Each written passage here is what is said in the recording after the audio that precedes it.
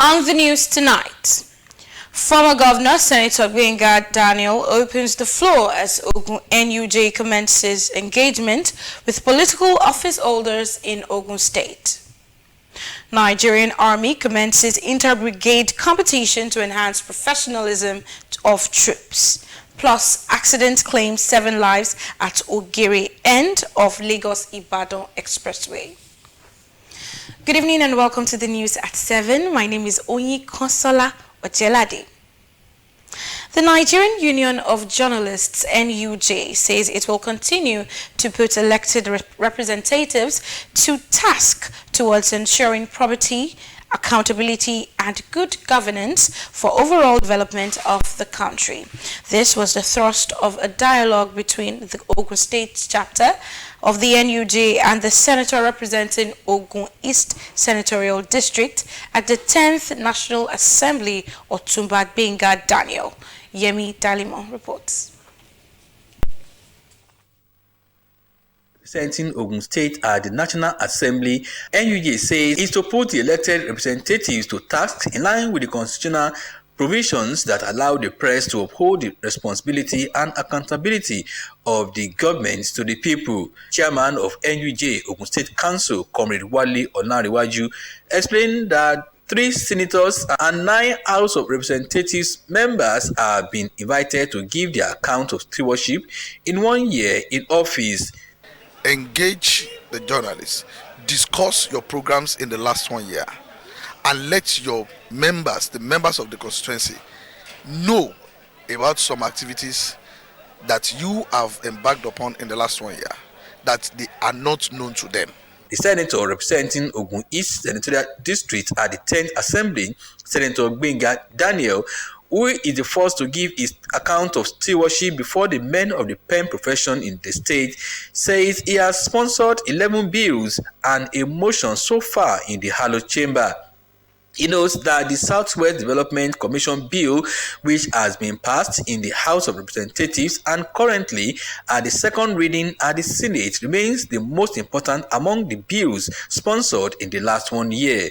The Federal College of Aviation Technology bill and the Media Practitioners Regulatory Council of Nigeria bill, among others, the senator affirms are at various stages of reading in the Senate. To presents 11 bills. 11 bills. We are succeeding in getting the Southwest Development Commission bill through. We have created yet another economic state in the Southwest. That is the essence of this bill. The organizer of the engagement, the Ogun State Council of NUJ, notes that opportunity will also be provided for other elected and appointed political representatives in the state to also present their scorecard in office to the people of the state. In Abeokuta, Yemi Dalemo, NTA News. No fewer than 25 suspected cases of cholera outbreak have so far been recorded in Ogun State, with 1 person confirmed dead.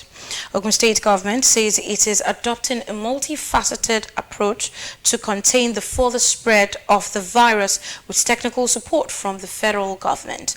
Government House correspondent Hakim Jimo now reports.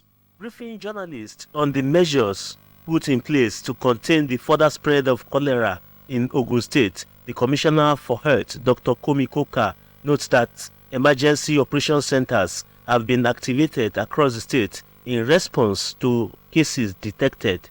Dr. Koka, who identifies intake of contaminated food and drinks, unhygienic sanitary condition, and poor personal hygiene as some of the risk factors of the disease, assures that the Ogun State government is doing everything possible to contain the spread of the disease, while the federal government, through the Nigerian Center for Disease Control, NCDC, is providing technical assistance through the supply of protective gears and other consumables to health officials. The prevention and control of cholera is a multifaceted approach. It is key to have a combination of surveillance, potable water, sanitation and hygiene, social mobilization from the public. We expect you to have proper personal hygiene, particularly hand hygiene. And as I mentioned earlier on, Ensure you wash your fruits, your food, your vegetables properly before eating. Heads of other ministries, departments, and agencies in Ogun State unanimously agreed that discouraging open defecation and provision of potable water will go a long way in preventing the further spread of cholera in the state. In Abeokuta, Akim Jimo, NTA News. To enhance professionalism and overcome various challenges bedeviling the nation, the 81 Division of the Nigerian Army has organized an inter-brigade competition for warrant and senior non-commissioned officers. This is in line with the Chief of Army Staff vision of ensuring a well-trained, equipped, and highly motivated force towards achieving the constitutional responsibilities of the Nigerian Armed Forces. Yemi Dalimo reports.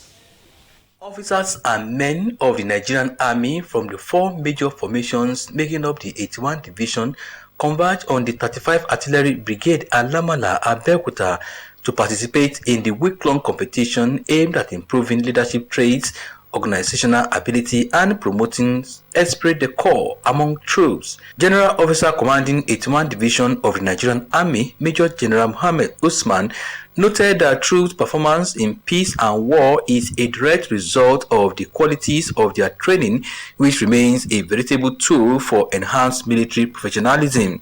The need for enhanced and adequate training in the Nigerian Army is more needed now than ever as a result of the security challenges bedeviling our dear nation.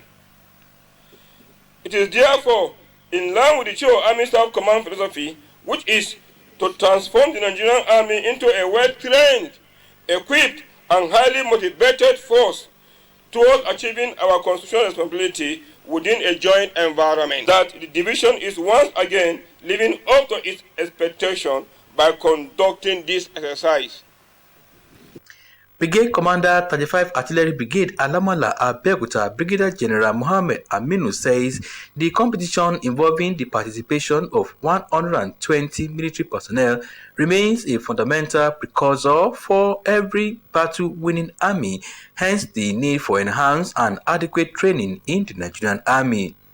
It's an annual event that features in the Nigerian Army focus of events, which is aimed at improving warrant officers and senior non-commissioned officers' traits in organizational ability and initiative, as well as promoting esprit de corps among the troops. The events rigorously competed for during the competition include map reading, combat swimming, obstacle crossing, and weapon handling and range classification. The participating divisions also include 81 Division Garrison, 45 Engineering Brigade Badagry, 9 Brigade Maryland Lagos, and the host 35 Artillery Brigade Alamala Abeokuta. Yemi Dalemo, NTA News.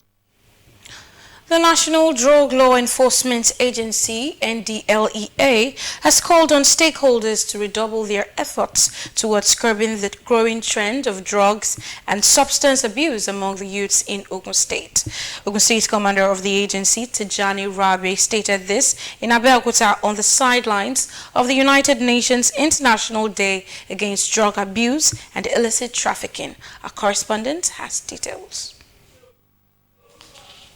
Moving on, despite government's efforts to curb child labor in Nigeria, the practice is increasing with perpetrators adopting new strategies to keep running.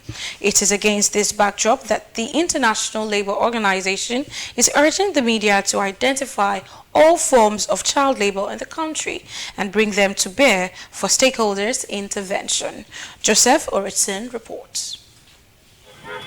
At a spot like this roundabout in Akwanga, Nasarawa State, it is possible to identify different forms of child labor, such as street hawking and begging, artisans and construction works. This is the fate of 24 million children in Nigeria, deprived of developing their skills, with agriculture being the major culprit based on United Nations reports.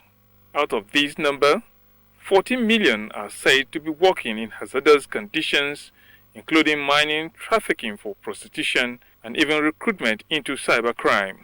When you are taking a child to a set and they are there for days, meaning that some of them actually will miss school.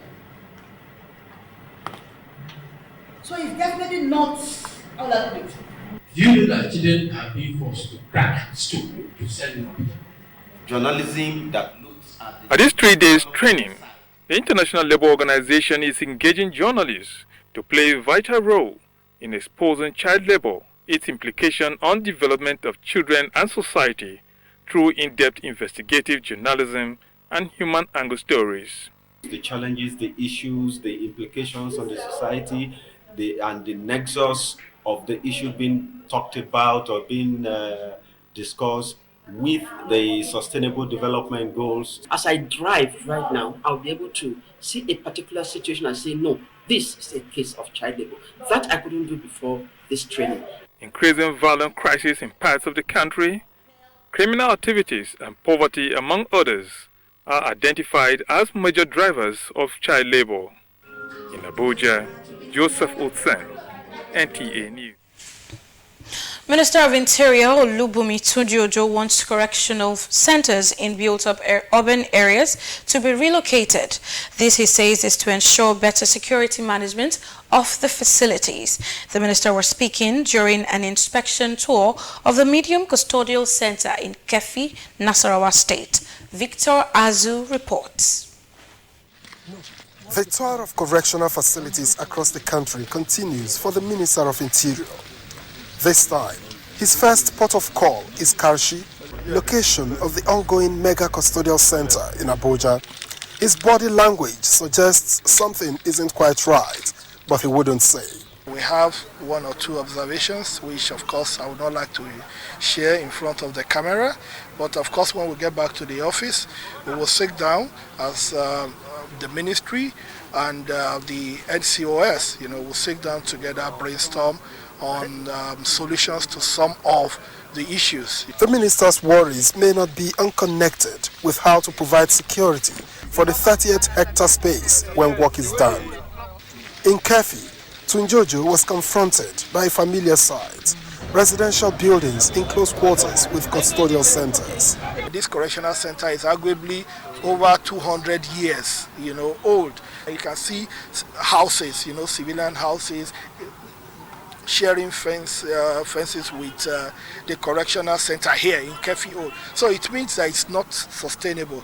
We have to think about relocation. We have to look at because of effect of urbanization. The minister is hopeful that when the facility audit is over, Nigeria will no longer need to maintain the more than 250 custodial facilities scattered across the country. In Abuja, Victor Azu, NTA News.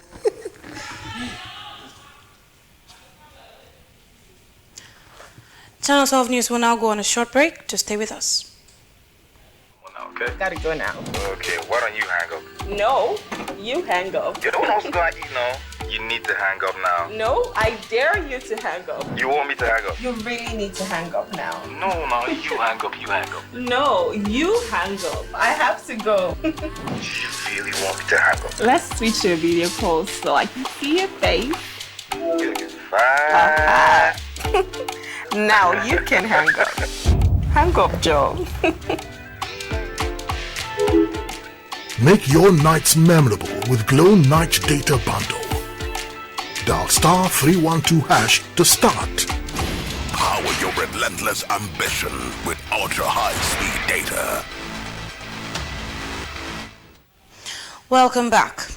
At least 7 people have died while 11 sustained various degrees of injuries in a road crash which occurred at about 9:33 p.m. yesterday at the Okiri end of the Lagos-Ibadan Expressway. The accident, which involved 2 vehicles, a truck with no registration number and a Mazda with registration number MNY 894YN, had a total of 18 passengers, 15 male adults and 3 female adults. A total of 11 people were injured, while 7 persons, 5 male and 2 female, were reported dead from the crash. A statement by the Public Education Officer, Ogun Sector Command of the FRSC, Route Commander Florence Okpe, the suspected cause of the crash was excessive speed on the part of the Mazda bus driver who rammed on a moving truck from the rear. The injured victims were taken to Patmag Hospital, Ogiri, for medical attention, while the corpses were deposited at FOS morgue. The FRC, however, cautioned motorists to shun speed and use common sense speed limits, especially at night and during the day. Because of the rain season, there is poor visibility. The sector commander, FRC Ogun, sympathizes with the family of the crash victims and advises passengers to always be on alert to correct some wrong mistakes caused by the drivers. And this wraps it up for the Channel 12 News. My name is Oyinyi Konsola Ojelade. To stay tuned for Tunde Ajibola as it brings the Yoruba News package. Good night.